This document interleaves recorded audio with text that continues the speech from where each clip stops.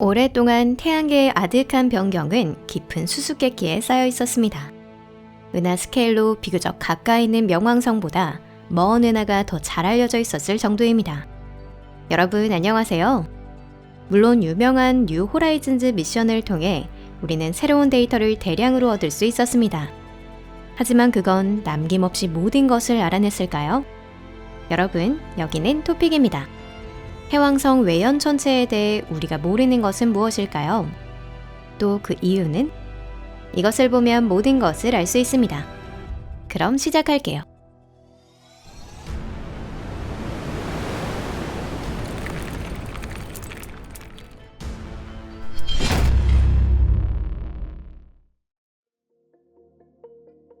명왕성과 카론의 수수께끼. 이야기의 핵심으로 넘어가기 전에 명왕성과 카론의 동기회전 특징에 대해 몇 가지 알 필요가 있습니다. 주성에 대한 카론의 질량은 예를 들어 지구에 대한 달의 질량보다 훨씬 크다고 알려져 있는데요. 지구의 질량은 달의 69배인 반면 명왕성의 질량은 카론의 6배밖에 되지 않습니다. 따라서 두 천체는 항상 같은 면을 마주하고 있습니다.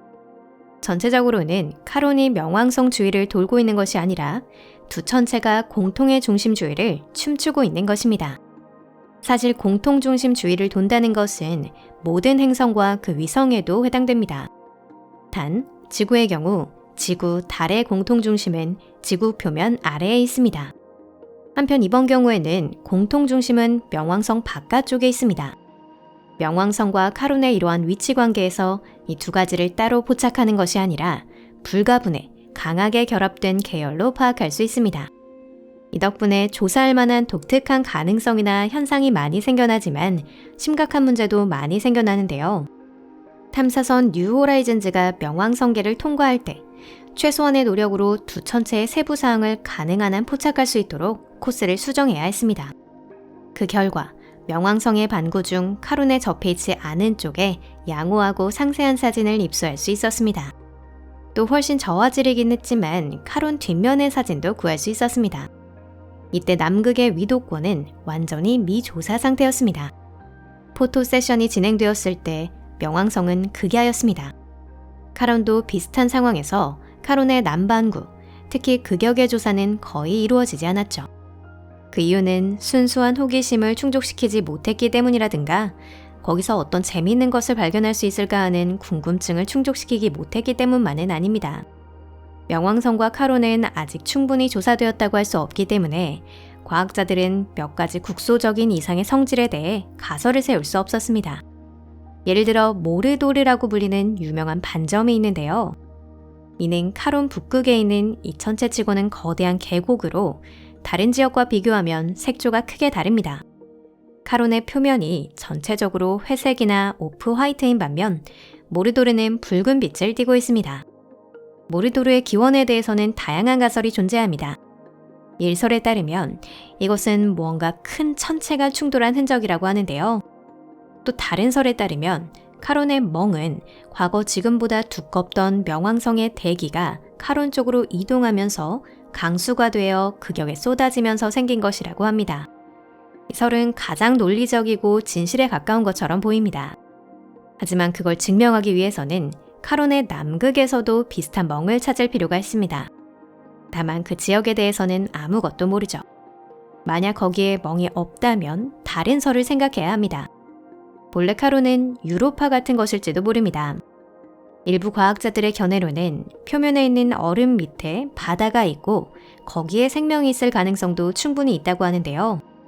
생명이라고 해도 물론 박테리아일 가능성이 높습니다. 하지만 그것에 대해서도 현재로서는 추측할 수밖에 없기 때문에 더 철저한 조사가 필요합니다. 또한 카론은 유로파보다 훨씬 멀리 있기 때문에 조사가 더욱 어렵습니다. 카론 표면에 내려앉아 지진계를 설치하는 특수한 카론 로버가 없으면 대처할 수 없을 것입니다. 지진파가 지각 내에서 어떻게 전달되느냐에 따라 지하에 바다가 있는지 아닌지 판별할 수 있는데요. 당연히 바다가 없다면 생명은 존재할 수 없습니다. 명왕성에는 카론 외에도 위성이 있습니다. 닉스, 히드라, 케르베로스, 스텍스라는 이름의 소형 천체가 그렇습니다. 뉴 호라이즌즈는 이것들에 대해서도 조금 조사를 했는데요. 하지만 이 위성들에 대해서는 여전히 극히 미미한 것밖에 모릅니다. 과거의 명왕성이나 카론보다 훨씬 정보가 적죠. 말할 것도 없이 명왕성의 작은 위성은 실제로는 더 많이 있을지도 모릅니다. 명왕성의 작은 위성에는 흥미로운 것들이 많이 숨어 있을 가능성이 있습니다. 지구의 몇몇 도시조차도 완전히 가라앉지 않을 정도로 작은 위성이지만 이는 단순한 얼음 덩어리가 아닙니다. 다른 카이퍼 벨트 천체와 마찬가지로 이것들은 태양계가 탄생한 지 얼마 되지 않았을 때의 유물로 창조 박물관이라고도 할 수 있는 존재입니다. 예를 들어 지구상의 물은 어디에서 왔는지 등 행성학에서 가장 복잡하고 논쟁의 여지가 있는 문제들을 이 위성들로 해결할 수 있을지도 모릅니다. 아로코트의 놀라운 세계. 명왕성과 카론에 대해서는 적어도 학교 천문학 수업에서 배우기 때문에 누구나 알고 있을 것입니다. 하지만 아로코트에 대해 들어본 적이 있는 분은 적지 않을까요? 그 큰 이유는 물론 이 놀라운 천체가 2014년이라는 천문학의 기준으로는 아주 최근에야 발견되었기 때문입니다. 또한 아로코트의 발견은 명왕성과 카론의 조사를 마친 뉴 호라이즌즈가 운용을 연장한 큰 이유 중 하나이기도 했습니다. 아로코트, 9층 울티마 툴레는 카이퍼 벨트에 있는 소형 소행성입니다.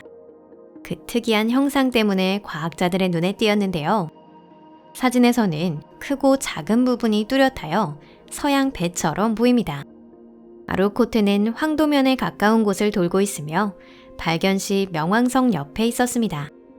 그래서 유명한 뉴 호라이즌즈가 이 천체로 보내진 것이죠. 아로코트는 첫인상에 비해 훨씬 재미있는 천체로 나타나는데요. 뉴 호라이즌즈 사진을 보면 실제로 서양 배 모양을 하고 있지 않다는 것을 알 수 있습니다. 이는 두 천체가 너무 가까이 접근하여 접촉하여 하나의 천체로서 궤도상을 이동하고 있는 것에 지나지 않습니다. 두 개 중 큰 쪽은 외뉴라고 불리며 크기는 22 곱하기 20 곱하기 7km. 작은 접시나 팬케이크처럼 생겼습니다. 다른 하나는 외요라고 하며 크기는 14 곱하기 14 곱하기 10km로 구형에 가까운 형태를 하고 있습니다. 또한 외요에는 스카이라는 꽤 큰 크레이터가 있습니다. 뉴 호라이즌즈에서도 밝혀내지 못한 아로코트의 최대의 수수께끼. 그것은 이 천체가 어떻게 태어났는가 하는 것입니다. 본래 외요와 외뉴가 따로 형성됐다면 두 천체가 일체화되기에 이른 원인은 무엇이었을까요? 어쩌면 그 힌트가 바로 이 스카이 크레이터에 숨어 있을지도 모릅니다. 이 크레이터는 외요에 비슷한 크기의 천체가 충돌하여 생겼을 가능성이 높다고 생각됩니다. 이 대변동이 발생한 후 외요는 궤도를 벗어나 이번에는 외뉴와 충돌했습니다. 충돌 때 외요가 외뉴에게 낙하하면서 완전히 운동량을 잃어버렸는데요. 이렇게 해서 두 천체는 합체해서 하나가 되었다고 합니다. 만약 빠른 속도로 충돌했다면 분열되었을지도 모릅니다. 다만 어쨌든 추가 조사가 필요합니다. 이것으로 오늘 영상은 끝입니다. 여러분 시청해주셔서 감사합니다. 영상이 마음에 드셨다면 좋겠네요. 지금까지 이야기를 정리해 볼게요. 머지않아 태양계 외연부에 뉴 호라이즌즈와 같은 우리가 품고 있는 모든 의문에 답할 탐사선이 보내지기를 바랄 뿐입니다. 더욱이 새로운 문제가 가로막는 것은 피할 수 없습니다. 하지만 과학적 지식의 본질이란 그런 것이죠. 알면 알수록 미지의 부분이 드러날 것입니다. 하지만 결국은 그 부분이야말로 과학의 묘미가 아닐까요? 앞으로도 저희 채널을 잘 부탁드립니다. 좋아요와 알림벨, 그리고 이 영상을 SNS에서 공유하는 것도 잊지 마세요. 저희 채널을 응원해주시는 여러분들께 감사드립니다. 앞으로의 영상에 대한 아이디어나 의문이 있으신 분들도 계실 텐데요. 주저하지 마시고 댓글창에 적어주세요. 자, 그럼 헤어질 시간입니다. 하지만 긴 이별은 아니에요. 여러분 다음에 또 만나요. 안녕히 계세요.